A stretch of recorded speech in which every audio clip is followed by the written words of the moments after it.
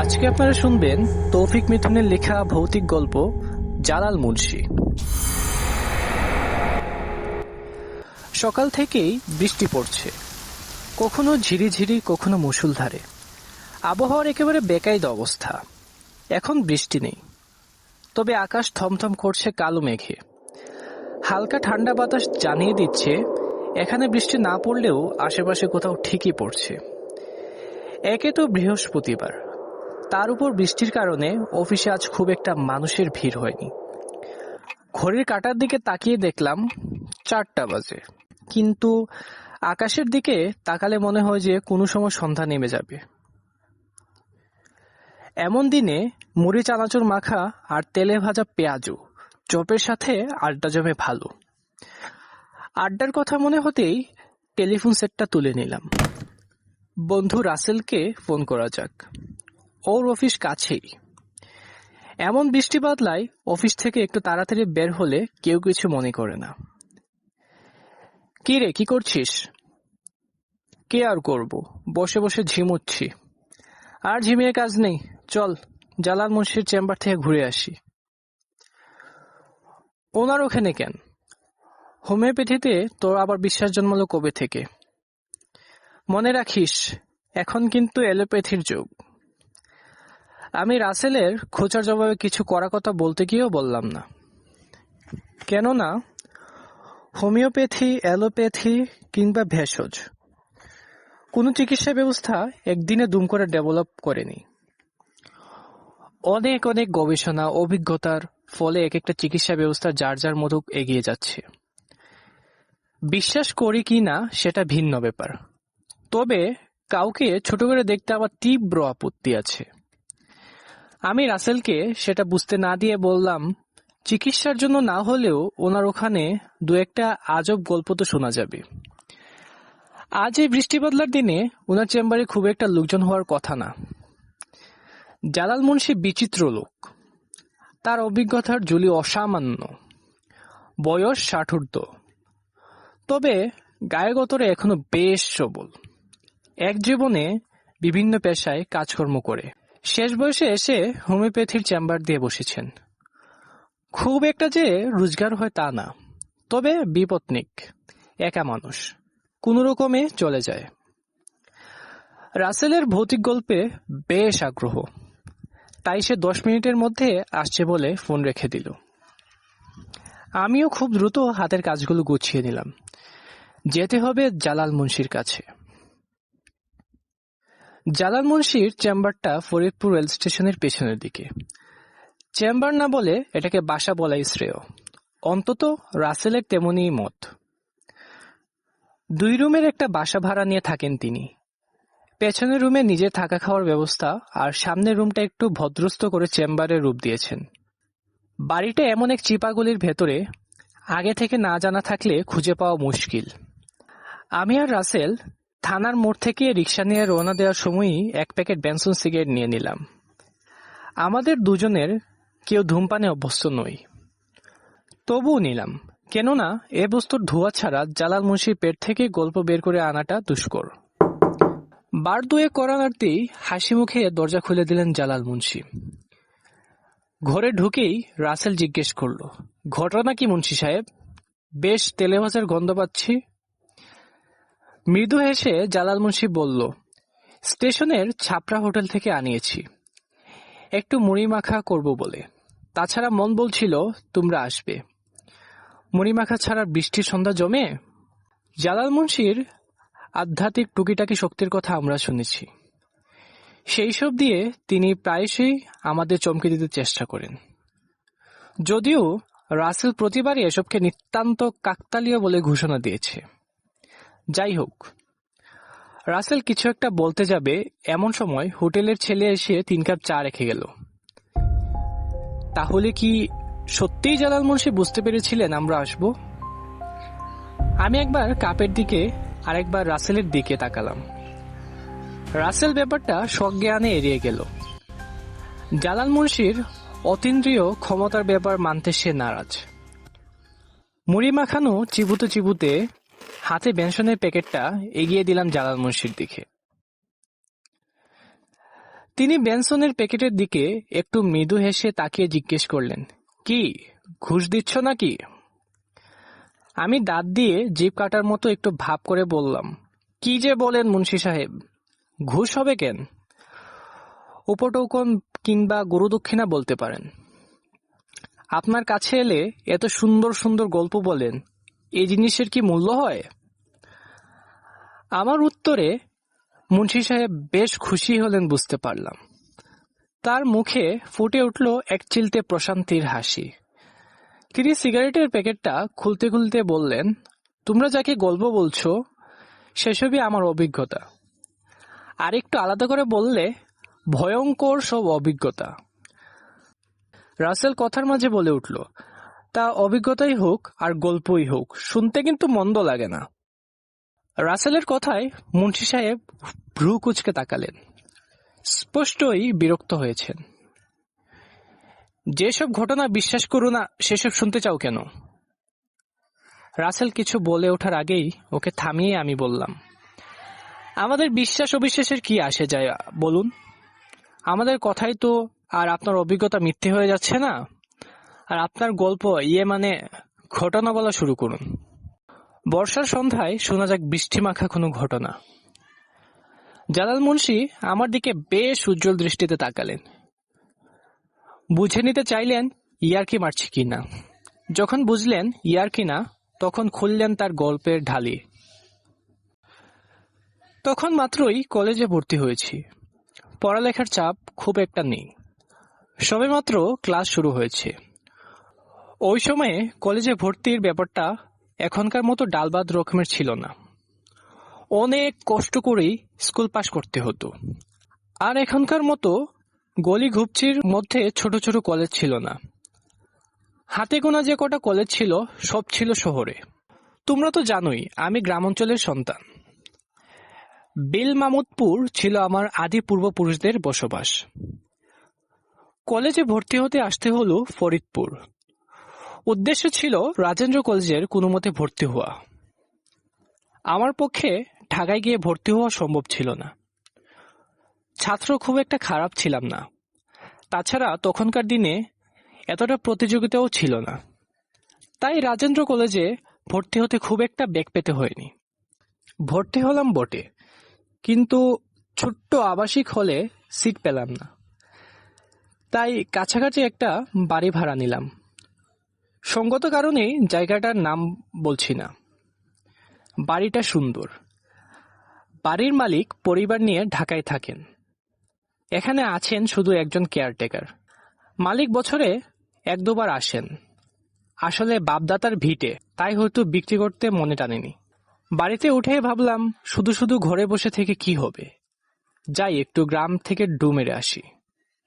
আর রাসেল কিছু বলতে যাবে, তাকে থামিয়ে দিয়ে জালাল মুন্সি বললেন, ওই সময় রাজেন্দ্র কলেজের আশেপাশের জায়গাগুলো এতটা ডেভেলপ ছিল না, তাই গ্রাম বললেও কেউ কিছু মনে করতো না। একথা বলে সিগারেটে একটা লম্বা টান দিলেন জালাল মুন্সি। আসলে শুধু ঢুমারা ও ইচ্ছেতেই গ্রামে গিয়েছি এমন না। মানুষজনের সাথে চেনা জানা থাকলে মন্দ কি, তাই এলাকার মানুষদের সাথে পরিচয় পর্বের সূচনা করছিলাম। ওই সময় আমার অল্প স্বল্প লেখালেখির অভ্যেস ছিল, তাই ভাবলাম নিরিবিলি পরিবেশ পাওয়া গেছে, কয়েকটা লেখা শেষ করা যাবে। বিভিন্ন ম্যাগাজিন পত্রপত্রিকায় লেখার সুবাদে লেখক হিসেবে ততদিনে আমার একটু একটু পরিচিত হয়েছে। সাহিত্য পাতার সম্পাদকরা নতুন লেখা চায়। নতুন লেখা তো আর চা নাস্তা বানানোর মতো কাজ না যে চুলায় বসালাম আর হয়ে গেল। এসব ঠান্ডা মাথার কাজ। এটুকু বলে আমার আর রাসেলের দিকে আর চোখে তাকালেন জালাল মুন্সি। শুনো, লেগে থাকলে তোমরা হয়তো শরৎচন্দ্র কিংবা বঙ্কিম না পড়ে জালাল মুন্সির লেখা পড়তে। তাছাড়া ওই সময় কিছু পত্রিকা এমনও ছিল, ভালো লেখা পেলে অল্প বিস্তর টাকা পয়সা মানি অর্ডার করত। এতে হাত খরচের টাকাটা উঠে আসতো। আমি জিজ্ঞেস করলাম, সেসব লেখা আছে কিছু? না, পত্রিকা ম্যাগাজিনের লেখা সময়ের সাথে সাথে হারিয়ে ফেলেছি সব। যাই হোক, তোমাদের আগেই বলেছি, ওই বাড়িতে আমি আর একজন বৃদ্ধ কেয়ারটেকার ছাড়া আর কেউ থাকে না। ওই বৃদ্ধ কেয়ারটেকার সর্বনাশা পদ্মার ভাঙ্গনে বাড়িঘর হারিয়ে এখানে থিতু হয়েছেন। যাই হোক, অল্প দিনেই বুঝলাম চাচা বেশ আন্তরিক। তিনি আমার খাওয়া দাওয়া সহ সবকিছুর আয়োজন করেন, সমস্যা হয় না। এই বাড়িতে দীর্ঘদিন একাকী নিঃসঙ্গ থাকতে থাকতে তিনিও হয়তো বিরক্ত হয়ে উঠেছিলেন। আর যাই হোক, কোনো বাড়িতে দীর্ঘদিন একা থাকাটা যন্ত্রণাদায়ক, তাই একজন সঙ্গী পেয়ে আমার যত্নের কোনো কমতি রাখলেন না। এখানে এসেছি দিন 4 হলো, এখনো তেমন ভাবে লেখা শুরু করে উঠতে পারিনি। জিনিসপত্র গুছিয়ে নিতে নিতেই সময়টা কিভাবে যেন কেটে যাচ্ছে। তোমাদের তো বলিনি, সময়টা ছিল বর্ষাকাল। হুটহাট বৃষ্টি এসে হানা দেয়। এই বৃষ্টির হুমকি মাথায় নিয়ে সকালবেলা গ্রামের রাস্তায় ঘুরে বেড়াই। মাথার মধ্যে ঘুরতে থাকা গল্পের প্লটগুলো একটু একটু করে গুছিয়ে নিই। মনে মনেই কাটাকুটি করি, আবার গুছাই। কলেজের লাইব্রেরি থেকে কয়েকটা রেফারেন্স বই নিয়ে এসেছিলাম।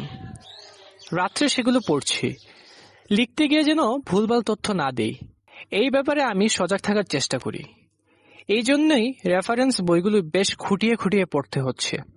সেদিন সকাল থেকেই খুব বৃষ্টি পড়ছিল, মুষলধারে বৃষ্টি। বাইরে বের হওয়ার উপায় নেই। পথঘাট ভিজে কাদামাটিতে মাখামাখি। এমন পিচ্ছিল পথে একবার পিছলে পড়লে কোমর ভাঙার সম্ভাবনা প্রচুর। এই বৃষ্টির জন্য ঘরে বসে আছি। সারাদিন আকাশ মেঘলা থাকার কারণে অন্যান্য দিনের তুলনায় একটু আগেভাগেই অন্ধকার নেমে এলো। বারান্দায় দাঁড়িয়ে বৃষ্টি দেখছিলাম, হাতে চায়ের কাপ, গরম ধোঁয়া উঠছে। মাথার মধ্যে একটা গল্পের প্লট গুছিয়ে এনেছি। চা শেষ করেই লিখতে বসবো। চায়ে চুমুক দিতে দিতে ভাবছি, এখানকার বৃষ্টির দিনটা সত্যিই সুন্দর। এক এক জায়গার বৃষ্টি এক এক রকমের সৌন্দর্য। টিনের চালের বৃষ্টি এক নাগারে টুপ টাপুর শব্দ যেমন অদ্ভুত মায়ার জন্ম দেয়, তেমনি জানালা দিয়ে হাত বের করে বৃষ্টির স্পর্শ নেওয়া কিশোরী মেয়ের অনুভূতিও কম মায়া জন্ম দেয় না। তখন রাত 10টা বাজে। চাচা রাতের খাবার টেবিলে দিয়েছেন। সন্ধ্যা থেকে টানা লিখছি, হাত ব্যথা করছে। আমি লেখায় কিছুটা বিরতি দিয়ে খেতে গেলাম। চাচা তার রুমে চলে গিয়েছেন। গ্রামের মানুষ রাত 9টার মধ্যে খাওয়া দাওয়া শেষ করে ঘুমিয়ে পড়ে, আবার সেই ভোরে ঘুম থেকে উঠে। আমিই বলেছি, আমার জন্য জেগে থাকার দরকার নেই। ফ্লাক্সে গরম পানি ভর্তি করে নিতে পারলেই বাকি রাতটা নিশ্চিন্ত। চা আমি নিজেই বানিয়ে নিতে পারবো। যাই হোক, রাতের খাবার খেয়ে 1 কাপ চা নিয়ে বারান্দায় এসে দাঁড়িয়েছি। আশেপাশের বাড়িঘরের বাতিগুলো জ্বলছে না। সামনের উঠোন থেকে ব্যাঙের ডাক আসছে। পুকুরের ব্যাঙগুলো সব মনে হয় আনন্দে মাটিতে উঠে এসেছে। মনে হচ্ছে অনেকগুলো ব্যাঙ একসাথে কোনো মিছিলে স্লোগান দিচ্ছে। বারান্দা থেকে উত্তর পূর্ব দিকে তাকালে বড় পুকুরটার চোখে পড়ে। ওই পুকুরের পাড়ে একটা বাঁশের ঝাড় আছে। বাড়িতে ওঠার সময়ই কেয়ারটেকার চাচা স্পষ্ট মানা করে দিয়েছেন যেন কোনোভাবেই ওই বাঁশঝাড়ের দিকে না যাই, না দিনে না রাতে, কখনোই না। বাঁশঝাড়ের দিকে এমনিই তাকিয়েছি। মাথার মধ্যে তখনও গল্পটা ঘুরছে। হঠাৎ দেখি সেই ঝোপঝাড়ের মধ্যে আগুন জ্বলছে। এত রাতে বাঁশঝাড়ে আগুন নিয়ে যাবে কে? ওইখানে কি এমন গুপ্তধন আছে যে বৃষ্টি ঝড় মাথায় নিয়ে রাতের বেলায় যেতে হবে? কৌতূহলী হয়ে ভালোভাবে লক্ষ্য করে দেখলাম, আগুন যে এক জায়গায় জ্বলছে এমন নয়, যেন অনেকগুলো ছোট ছোট আগুনের গোলা একসাথে মালার মতো মিলেমিশে জ্বলছে। অদ্ভুত। ওখানে আগুন এলো কোথা থেকে? তার উপর এই বৃষ্টির মধ্যে আগুনটা স্থির হয়ে জ্বলছেই বা কিভাবে? পানির ফোঁটায় তো নিভে যাওয়ার কথা, বিজ্ঞান তো তাই বলে। ব্যাপারটা আমলে না নিয়ে ঘরে চলে এলাম। শুনেছিলাম গ্রামের দুষ্ট কিশোরেরা রাতের বেলায় মাছ চুরি করে খায়, পিকনিক করে। তাই হয়তো চুরি ঠেকাতে বৃষ্টির মধ্যে কেউ মাছ পাহারা দিতে গেছে। ওসবে আমার দৃষ্টি না দিলেও চলবে। লেখাটা যখন শেষ হলো রাত তখন গভীর। ঘড়িতে তাকিয়ে দেখি 2টা 40। টানা লেখালেখি করায় মাথায় যন্ত্রণা হচ্ছে, আঙ্গুলগুলোতেও ব্যথা অনুভব করছি। জড়তা কাটাতে বারান্দায় এসে দাঁড়ালাম। তখনও একটানা বৃষ্টি পড়ছে, তবে বৃষ্টির গতিটা কিছুটা স্থির। বারান্দায় পায়চারি করছি। হঠাৎ সেই আলোর কথা মনে পড়তেই পুকুরের দিকে তাকালাম। অবাক ব্যাপার, সেই আগুনের গোলাগুলো এখনো আছে, তবে এবার এক জায়গায় স্থির নেই, ছুটাছুটি করছে। এভাবে সময় গেছে অনেকক্ষণ। হঠাৎ আমার পায়ের সাথে লেগে বারান্দার কোণায় রাখা পা ধোয়ার বালতিতে ঠুস করে একটা শব্দ হলো। আমার অস্তিত্ব বুঝতে পেরেই কিনা জানি না, হঠাৎ আগুনের গোলাগুলো ছুটাছুটি একসাথে বন্ধ হয়ে গেল। সবগুলো আবার সেই আগের মতোই এক জায়গায় স্থির হয়ে আছে। দেখে মনে হচ্ছে যেন একটা চোখ তাকিয়ে আছে আমার দিকেই, আর আমিও এক দৃষ্টিতে তাকিয়ে আছি ওই দিকে। ঘরে ফেরা তাকিদ অনুভব করতেই বুঝতে পারলাম আর ওর দিক থেকে চোখ সরাতে পারছি না। কেউ যেন আমাকে সম্মোহন করছে, টানছে ওই আগুনের দিকে। কতক্ষণ ওই আগুনের দিকে তাকিয়েছিলাম জানি না। এক সময় লক্ষ্য করলাম আমি বাড়ি থেকে বেরিয়ে গেছি, নিজে থেকে এগিয়ে যাচ্ছে ওই আগুনের দিকে। বৃষ্টিতে ভিজে একাকার হয়ে যাচ্ছে, কিন্তু সেদিকে আমার কোনো খেয়াল নেই। এক পা দুপা করে এগিয়ে যেতে থাকলাম বাঁশঝাড়ের দিকে। নিজের উপর আর নিজেই কোনো নিয়ন্ত্রণ নেই। বাঁশঝাড়ের কাছাকাছি পৌঁছে গেছি, পা ভর্তি কাদা, বৃষ্টিতে ভিজে হয়েছি একাকার। আমি যতই আগুনের গোলার কাছাকাছি যাই, সেই গোলাটা একটু একটু পুকুরের মাঝে যেতে লাগলো। আমি আগুনের গোলার পেছন পেছন এগোতে লাগলাম পুকুরের দিকে। আমার পায়ে পুকুরের পানি স্পর্শ পেতেই যেন আমার বুদ্ধ ফিরে এলো। এ কি, আমি এখানে কেন? বিপদ বুঝতে খুব একটা সময় লাগলো না। দ্রুত পানি থেকে উঠতে যাচ্ছি, ঠিক সেই মুহূর্তেই পানির নিচ থেকে দুটো লোমশ হাত উঠে এলো। খচ করে আমার দুটো পা ধরে দিল হেঁচকা এক টান। পা ভর্তি পিচ্ছিল কাদার কারণে প্রথম চেষ্টা ধরে সুবিধা করতে পারলো না, তবে হেঁচকা টানে আমি পুকুরের পাড়ে পড়ে গেলাম। বুঝতে পারলাম হাত দুটো আমাকে নিয়ে যেতে চাইছে পানির গভীরে। ভয়ে আতঙ্কে একটা চিৎকার বেরিয়ে এলো আমার মুখ দিয়ে। এরপর কোনো মতে পুকুর পাড়ে উঠে আসি, কিন্তু তাড়াহুড়োই উঠতে গিয়ে পুকুর পাড়ে পিছলে পড়ে জ্ঞান হারাই। এরপর আর কিছু মনে নেই। যখন জ্ঞান ফিরল, দেখি বিছানায় শুয়ে আছি। ঘড়ির কাঁটা বলছে সময় রাত 4টা। বাড়ির কেয়ারটেকার চাচা মাথার কাছে বসে আছে, চারপাশে আরো কয়েকজন লোক। ওদের মুখেই শুনলাম আমার বিকট চিৎকার শুনে আশেপাশে এরা ঘর থেকে বেরিয়ে এসেছিল। আমাকে অজ্ঞান অবস্থায় পাওয়া গেছে পুকুর পাড়ে। আমার ঘটনা শুনে সবাই একটা কথাই বললেন, আমি ওই আলু দেখে বাড়ি থেকে বেরিয়ে খুব ভুল করেছিলাম। এটা আলু নয়, আলেয়া। অনেক বড় বিপদের হাত থেকে বেঁচে গেছি, কেননা আলেয়া যাকে টানে তাকে ফিরিয়ে দেয় না। কথা শেষ করে জালাল মুন্সি আমাদের দিকে তাকিয়ে জিজ্ঞেস করলেন, কি বিশ্বাস হচ্ছে না তো?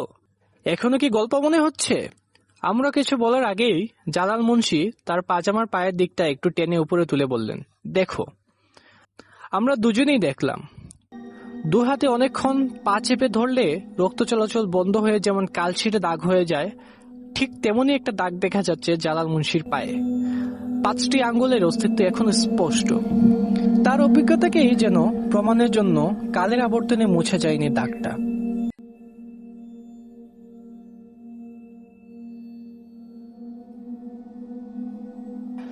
আজকে আপনারা শুনছিলেন তৌফিক মিঠুনের লেখা ভৌতিক গল্প জালাল মুন্সি।